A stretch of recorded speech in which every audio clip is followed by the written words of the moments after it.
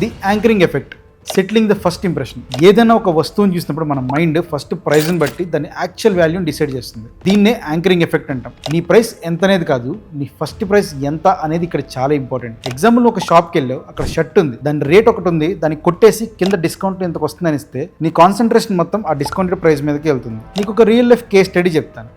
E commerce discount game అనమాట. నువ్వు అమెజాన్లో ఒక టీషర్ట్ చూసావు, దాని మీద యాక్చువల్ ప్రైస్ వచ్చేసి 3,999 ఉంటుంది.